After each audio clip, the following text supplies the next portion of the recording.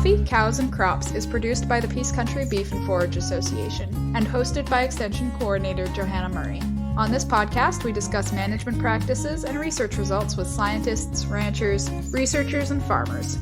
We strive to share innovative information and farming practices supported by sound science and practical wisdom. So grab a cup of coffee and let's get learning. Hey everybody, thanks for tuning in again to Coffee, Cows, and Crops. This is part 2 of our episode done with Mike Roberts from the Waldron Grazing Co-op and Sonia Bloom from Foothills Forage and Grazing Association. In this episode, we're going to talk about the watering system that they've got set up at the Waldron. So Mike, can you tell us a bit about the water situation at the Waldron? We are lucky here and extremely fortunate, actually. I always like to tell people that once I learned that water would run downhill, things got better. And so we have all those 5,000 acres, the water system is all gravity-based, the entire thing. There's no pump involved whatsoever. And so we catch the water in dugouts or small dams in various areas and on the upland, and it can all be piped down to the rest of the grazing.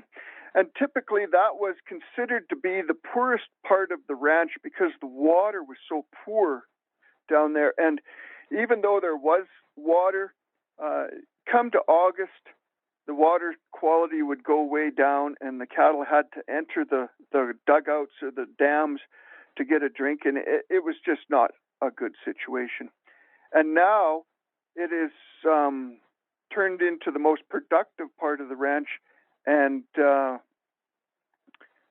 was actually quite a transformation from, the least desirable part of the ranch to now being the most productive. And I've even had shareholders come up to me and ask when it was their turn to get their cattle into the cell grazing because they wanted their cattle in the cell grazing. I've been out on the Waldron a couple times. Foothills Forage and Grazing Association, we have done events out there every summer in the last few years.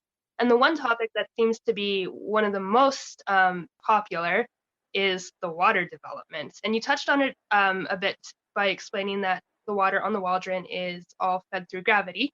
Can you talk us through a little bit about how you went about developing your watering systems and a little bit of that process? Well, our water systems, of course, the cells are square. They're 50-acre squares. And so we put a water tank in one corner of the cell. So it would feed, the water trough would feed 4 cells, which is 200 acres, which of course is more than a quarter section. And then we run the pipe over ground. Gravity feed is 2-inch pipe, and we run it with a siphon system out of a dam or a dugout down the slope and to the water trough. And the water trough has a valve system on it, so that once it's full, it will shut off so that we're not wasting our water. And it's actually quite amazing where you can get water to go once you get it going through the pipe. It's gravity is an amazing thing once you kind of get your head around it and you start looking at things differently. And the reason we use 2-inch poly pipe is because it's strong enough that we can, the cattle don't disturb it when they're walking around grazing. Even if they happen to step on it, they don't hurt it. But the other thing is that for the volume of cattle that we're grazing, we have to have a lot of water delivery because in some instances we have up to 900 head of cattle drinking out of a water trough that holds about 550 gallons of water. So we have to be able to supply about 10,000 gallons of water per day for those 900 cattle. So really and honestly, the valve hardly ever shuts off because there's always something there drinking. But if the cattle come in large groups, you have to have the ability to deliver a lot of water because cattle get stressed if they are lacking water or if they think when they come to water, they're not going to get enough. So cattle have a tendency to go to water. If it's over 500 meters or 500 yards, the cattle will go as a group. But if it's closer than that, they're quite comfortable and they'll come and go, but you got to have a good water supply and it has to be good quality water. So basically the water is such good quality that you can always see the bottom of the water trough when you go and check it. It's very clear and very clean. And the cattle walk up.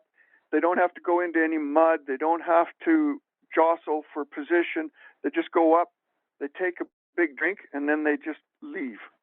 And it's very low stress. It's very important when you're doing any cell grazing thing. Water is just about everything. Without water, you can do nothing. For sure. Yeah, and how to get water to your cattle is always the big deal when you want to start doing that. Yeah, and we don't like to really rely on springs. That's why we have these catchment basins and stuff, because these catchment basins are different sized dugouts and or dams, and they could typically hold 1 million gallons of water. So if something goes wrong with our water system, we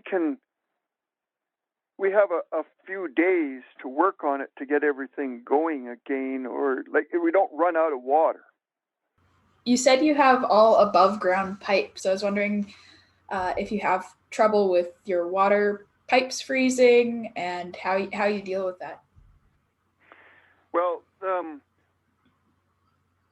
water system is not winter months conducive. It doesn't work in the winter. Right. The particular system that we have right now is we did bury the water line, and it does come from a spring system, and it runs 7 gallons a minute, so there's enough water flow so that doesn't freeze. And but that is a kind of a one-off of the whole situation. It's all kind of a summer grazing project. To bury the water line would pretty much double the cost. By using the black pipe on top of the ground, any sun soon melts any ice that's in the pipe. It's actually quite amazing. We have siphon systems in some dams, and if we don't get to them quick enough in the fall and they happen to freeze in, they start up on their own in the spring, which was quite amazing to us. Yeah. But it wouldn't lose the siphon, even though going through the entire winter time being frozen solid, and it'll start itself, which is news to me. I didn't know that could happen. But the only thing you have to watch is that your valve system doesn't break in by being frozen. All of our water troughs are made out of old mining tires, those big, heavy tires. And so they're very they can freeze solid, and then in the spring they just thaw out again. And around our water troughs, we use rig mats from the oil industry, and that gives the cattle good footing, and it doesn't get muddy there. And then for our electric fencing, we use recycled fiberglass sucker rod from the oil and gas industry, and for the corner post stuff, we used recycled fiberglass drill stem. So most all of the whole system, except for the wire, is all recycled products. The wire and the pipe. The wire and the pipe are purchased brand new, but all the posts and all the troughs and all the rig mats around the troughs and all that's all recycled. And one thing we really like about those fiberglass posts is that they won't burn, they won't break, and they won't rot.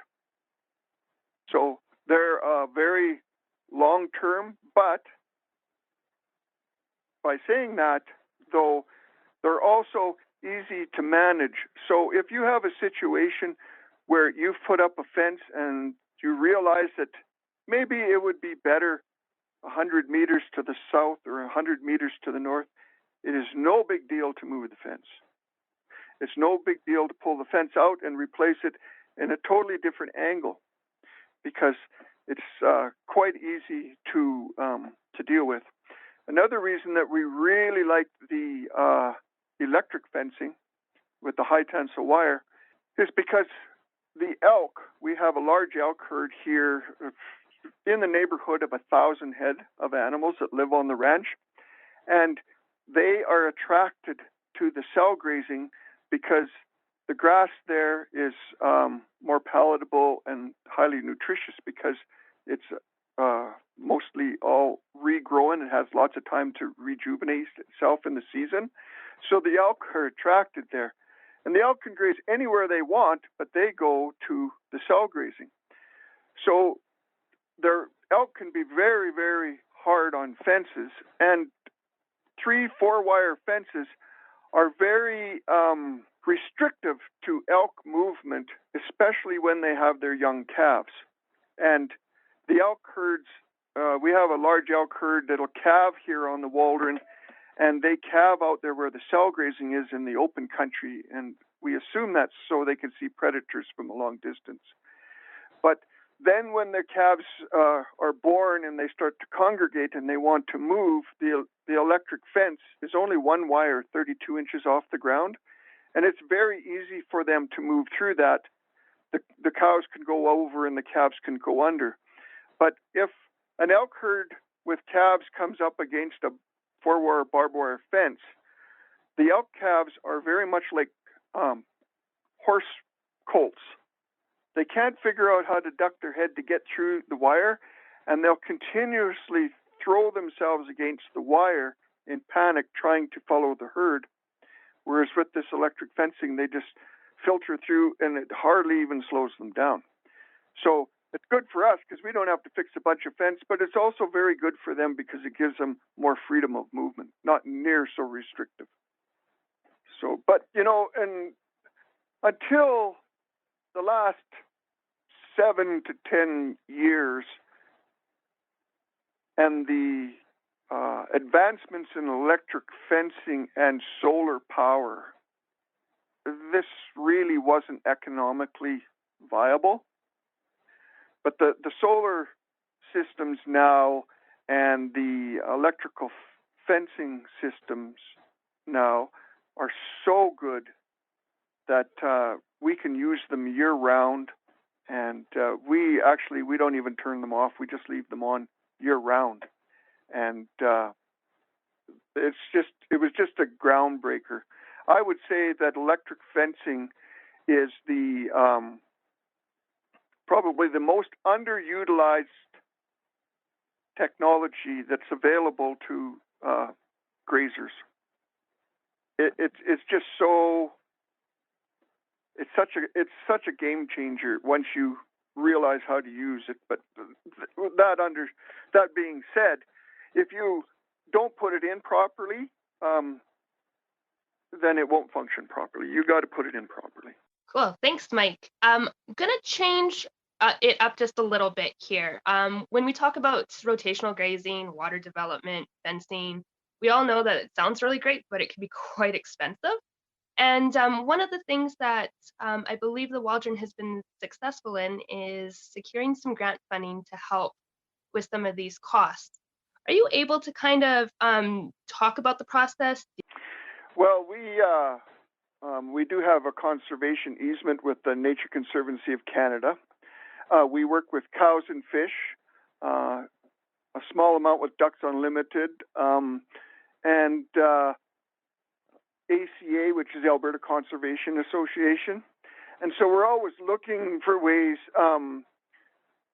that we can access funds so that we can do more. We want to do more. We want to protect our riparian areas because we realize that it's more of an expectation of society, but also it's the right thing to do. If we put cattle in the pasture and they destroy the water system, it's not good for us or any part of the environment or the water users downstream. So we have a good situation with the Nature Conservancy. Cows and Fish is very good. Alberta Conservation Association is excellent. They're very nice to work with and very good.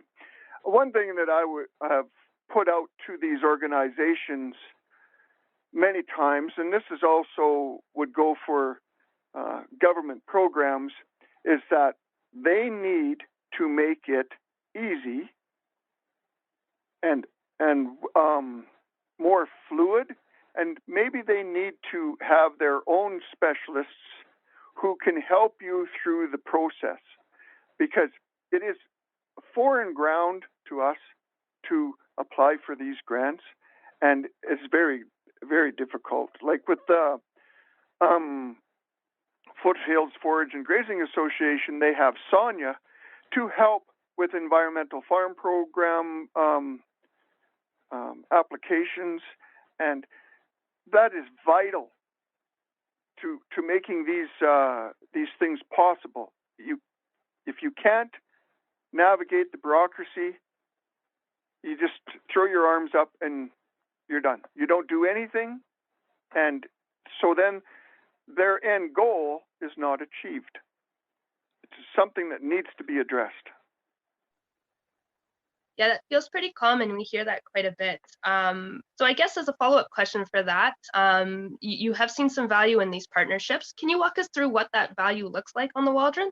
Like, in spite of the fact that it's been a bit of a challenge navigating the bureaucracy, you still have seen value in the partnerships that you've developed.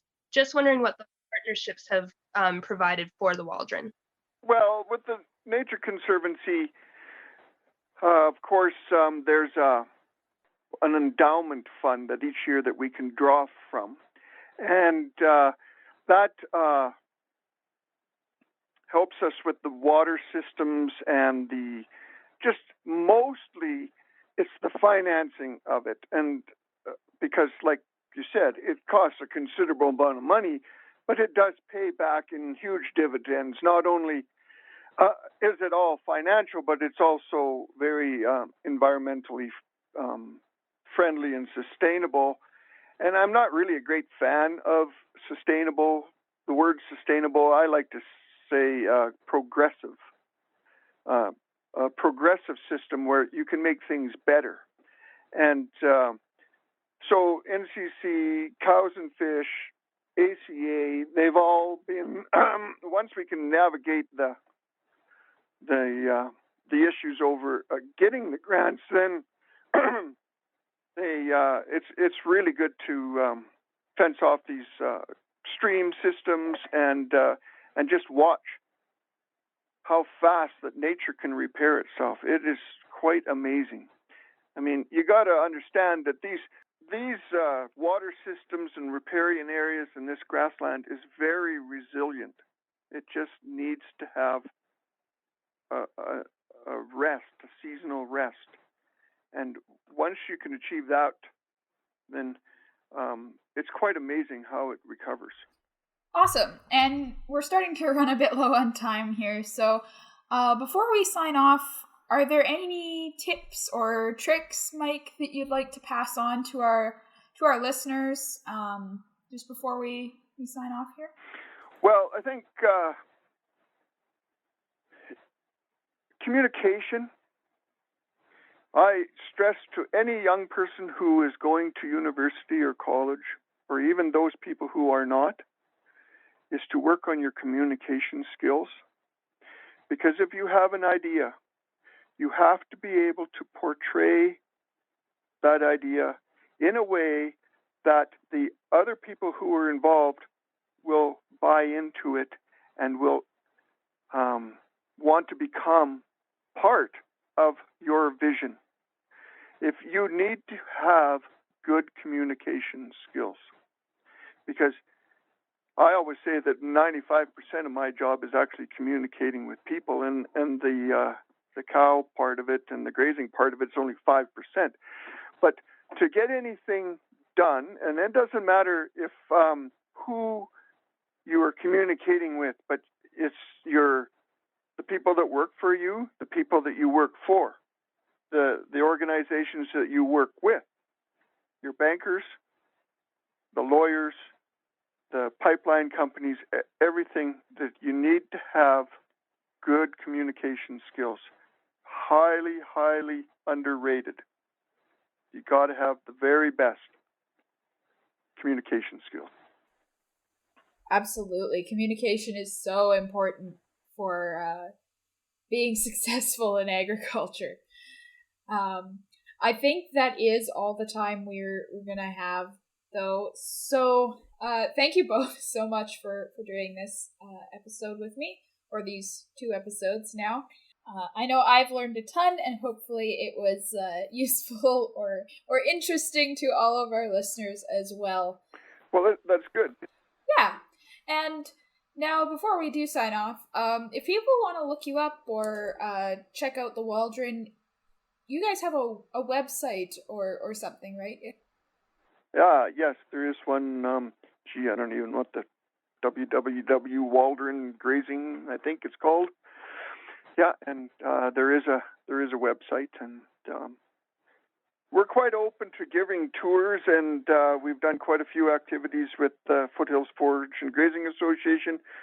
But we've also put on grazing schools, and if they want to contact us directly, they could go through the Foothills Forage and Grazing Association. Talk to Sonia; she knows how to get me. Yeah, for the record, the address is waldronranch.com. Is that what it is? Yeah. Yeah, well, it's kind of like you don't know your own phone number. Somebody says, "What's your phone number?" Like, I don't know. I don't call myself. Yeah, search me. Awesome. Yeah. All right. Okay. Well, you guys have a good day. You too. Okay, bye now. Bye. Bye. Thank you so much, Johannes.